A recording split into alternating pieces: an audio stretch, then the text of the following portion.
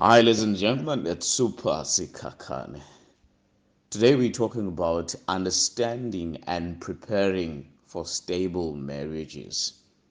This is a series that we're going to have, and today I want to be specifically talking about a wife of a noble character. A wife of a noble character. And character is defined as that which is fixed, that which does not change. In my home language, isiZulu, we call it isimilo. It can be translated as planted.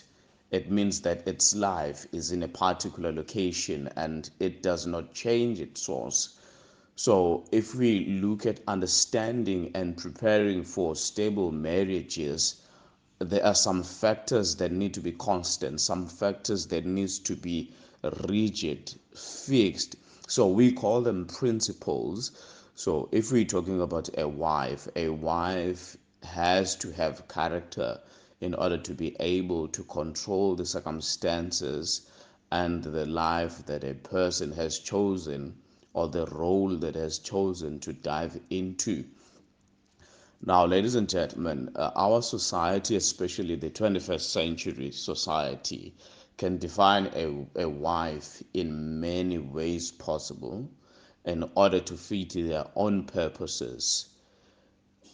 And I would like to take this opportunity and use a reference just to advocate what I'm saying. And I would like us to just in a quick snap, just take one of the writings from the King Solomon, the king that lived in many years ago. In his book, the book of Proverbs, he defines what a wife is.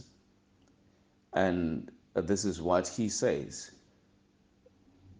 That's the 31st chapter, and the verses is 10. A wife of a noble character, who can find? She is worth far more than rubies. So, one thing about a wife, there's a saying that people use that they used to say about a wife. They say, once you want to get a wife, you understand the world is full of many girls. A wife is a precious and a rare commodity to find. It's not something that you wake up and you get one. So, a wife is a very distinct and a unique person. You don't find them easily. So, there's just one key thing that I would like us to look at about a wife when we're speaking about character, because we said character is something that does not change. So, in a wife, there should be something that does not change, and that something is something that a wife can take advantage of and utilize in their daily life. And that particular thing a wife should be planted into, and that is called a woman. A woman is a prerequisite of being a wife. Therefore, the source and the secret of being a wife is the woman that the wife is. The foundation of a wife is as strong as the woman she is. Women give birth, not necessarily wives. It's a woman that is designed to give birth. So, one thing that made me to think more and try to communicate some information when we're trying to understand and prepare ourselves for stable marriages as this one particular factor. And I submit to you, ladies and gentlemen, that marriage is a risk. There is a lot of advantages in a marriage, but it poses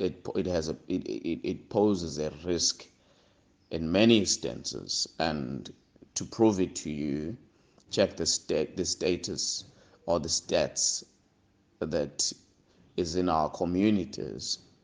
For example, I would like us to look at three things, just three factors that contribute as a risk to our marriages. One that is on top of my list is death. Two, separation. And the third one, which is the last one, is divorce. So if you're a person, if you are a wife, and you are of a noble character, a strong woman that you should be, you should consider first before you get married that there is death. Your spouse or your partner can die the minute you get married to, or an hour, a day, or year, 5 to 10 years. But eventually they will die. And the woman that you are will always remain, even though your wifehood is gone, but the woman that you are will remain. And possibly the chances are you're going to be united to this new family, and this new family has a lot of people into, and as a result of your union with your husband, obviously chances are you're going to get pregnant and give birth to these beautiful creatures. We call them babies. And when they come into this world, obviously you are bound to take care of them. For example, let's consider that a husband dies and a wife is left all alone. As I've said before, the only thing that will remain in that wife, of which we're going to call her now a widow, is her womanhood.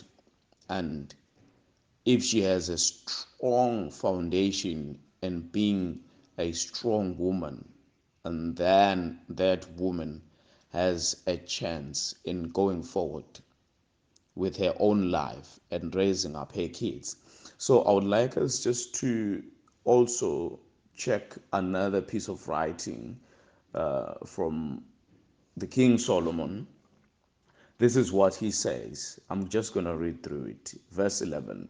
Her husband has full confidence in her and lacks nothing. She brings him good, not harm, all the days of her life.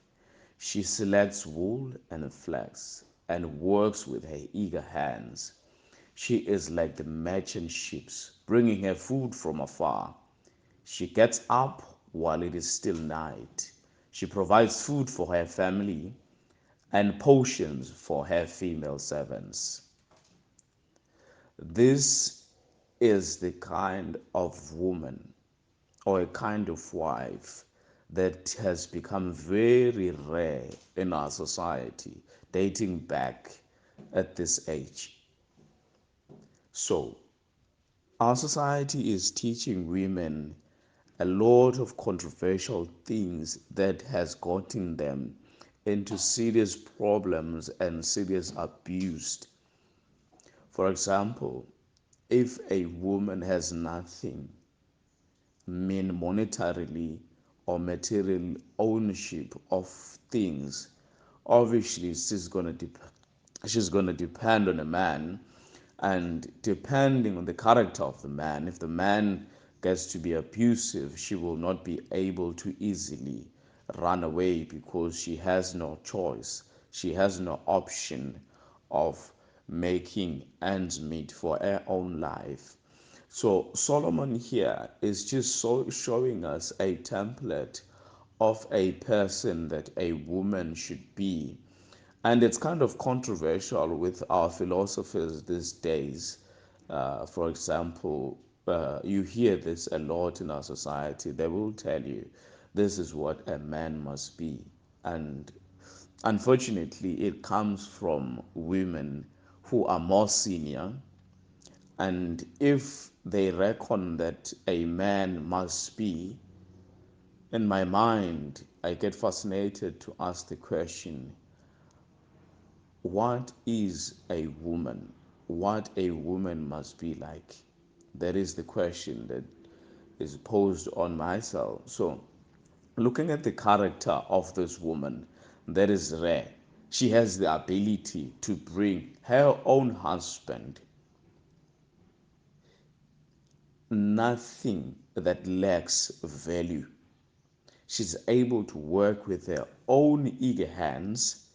This woman gets up early and she stays till night. She's able to provide food for her family and portion for her female servants.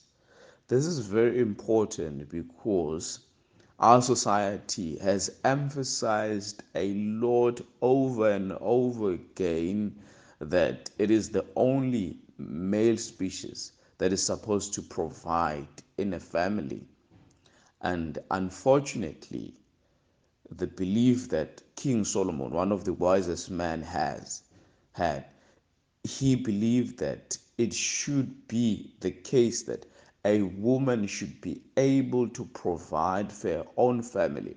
If you can just think about this, imagine a woman who comes into this new family that she get married to, and then when she gets there, the things are upside down. The man himself is trying to make ends meet. Perhaps is the firstborn in his own household, and if got he's got siblings, and maybe there might be a mother, father, and aunties, and if he is the firstborn, probably he is the one that is supporting his entire household because he's the one that has a job. And imagine if such a person dies and a woman literally owns nothing. It becomes a serious problem. So if she is able to have this character, definitely she's going to be able to survive in her marriage. She is going to be able to have control in her marriage, and she will mitigate the abuse that comes with it. Because in many families, if you are a wife and unfortunately you have no ownership of anything, obviously, even the family members will attest to this, that you'll say you're only dependent on your husband and you are of no value. And if that happens, you become a common wife and you're subject to many ill behaviors and abuse that is evident to our modern day. In verse 16, he says, she considers a field and she buys it. Out of her earnings, she plants a vineyard. This is the woman or the wife that is rare. If she's able to make ends meet and beyond the ends meet, be able to provide for her own family, and when she considers, she sees a field, this woman is commercially inclined. She sees a field and she buys it. She just don't get money anywhere elsewhere or from her husband. She's also able to get money out of her own earnings. And what does she do with this money she gets from her own earnings? She considers this field and she buys it. Why does she want to buy it? She wants to buy it because she wants to plant vineyards. What will she do with the vineyards? She's going to sell them. This is grapes. She's going to sell them. She's going to be a supplier to other people and other entities. So verse 17 says, she sets about her work vigorously. Her arms are strong for her task. She sees that her trading is profitable and her lamp does not go out at night. Ladies and gentlemen, I'm sorry to say, but I see no beauty sleep in this woman. In her hands she holds her distaff and grasps the spindle with her hand. She's artistic. She knits. She's like a tailor. She is able to perform her duties. She is full of purpose. 20. She opens her arm to the poor and extends her hands to the needy. There is no woman that is able to do this. There is no wife that is able to do this unless she is well equipped as a woman. And that strong woman, when she gets into that marriage, she will make a difference for her own self, for herself and her own family.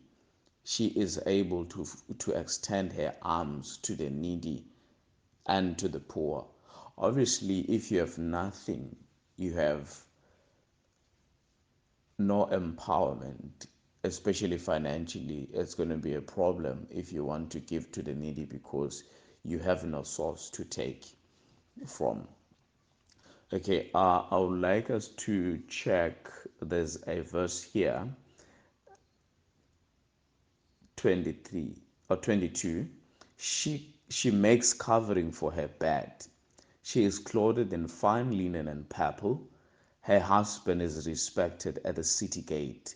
When he takes seat amongst the elders of the land, she makes linen garments and sells them, and supplies the merchants with her sashes.